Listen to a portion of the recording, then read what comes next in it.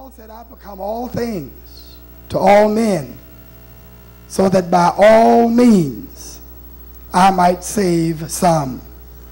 And I was inspired to share the theme with the church: all things, all people, all godly methods, all godly strategies. And Paul, of course, was a master evangelist. He was committed to winning souls and expanding the kingdom of the Lord. And I heard a question a moment ago, and I really think that our objective ought not be who we can keep out or put out, but our objective ought to be to see how many people we can bring into the kingdom and to the glory of our almighty God. In August of 2008, I was privileged to speak at the ecumenical prayer gathering of the Democratic National Convention in Denver, Colorado. My voice was the only voice in the entire convention that spoke out against abortion and called for an end to the wave of abortion sweeping across our nation. In January, I was invited to the inauguration of the Honorable Barack Obama, the first black president of the United States of America. I offered prayer in Washington during that period on 2 occasions. The second occasion was the official pre-inaugural prayer service attended by the president himself and his family. Sister Blake and I were accompanied by the first assistant presiding Bishop P.A. Brooks and General Assembly Chair Bishop J.O. Patterson and their wives. I'm highly honored to announce that I've been invited to serve on the White House Prayer-Based and Neighborhood Partnerships Advisory Commission.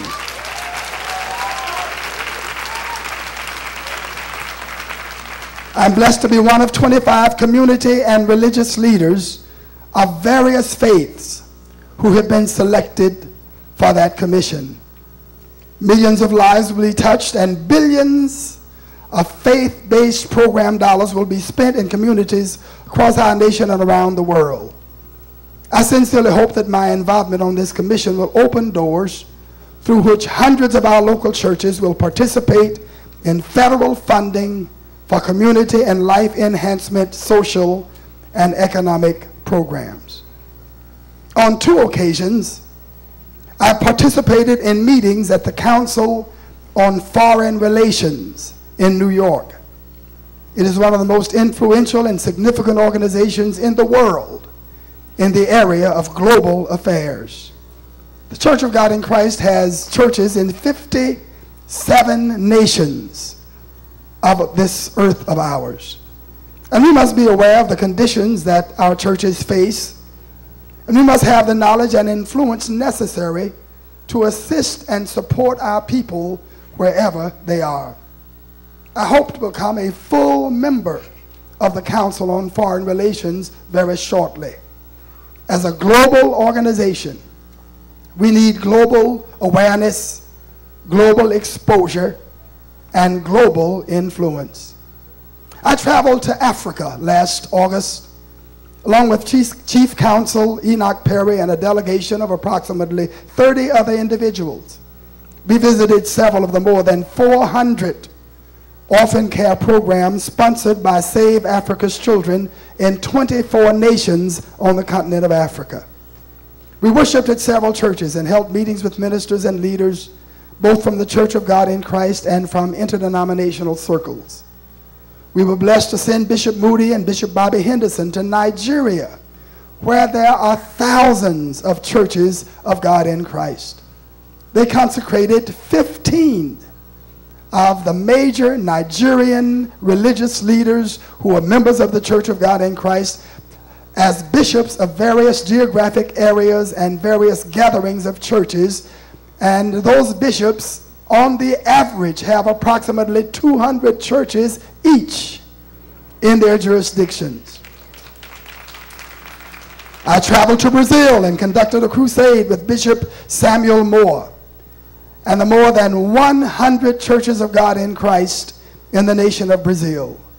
Many souls were saved, and we enjoyed wonderful fellowship with the saints in Brazil.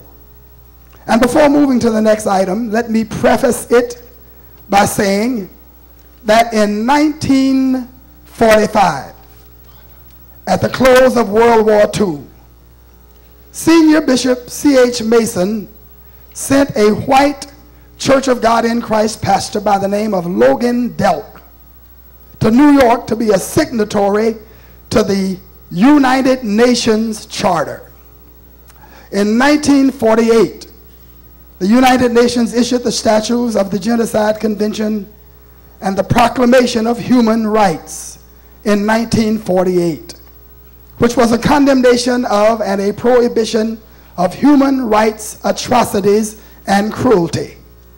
6 million Jews had been killed by the Nazis. And again in 1955, Bishop Mason again sent Pastor Delk and Dr. Orena C. Mallory to sign the UN Charter on the 10th anniversary of the same. And then during the latter part of the year 2008, I was invited to participate in the drafting of and the signing of a faith in human rights document celebrating the 60th anniversary of the Human Rights Declaration. These events were to take place at The Hague in the Netherlands. I could not go.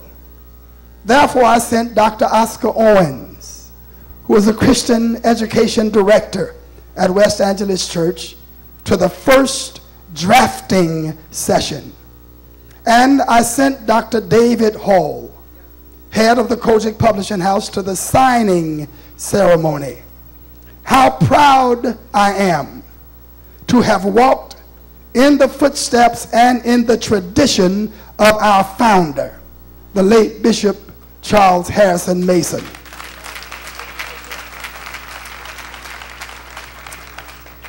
Genocide and a host of atrocities still continue in this our day.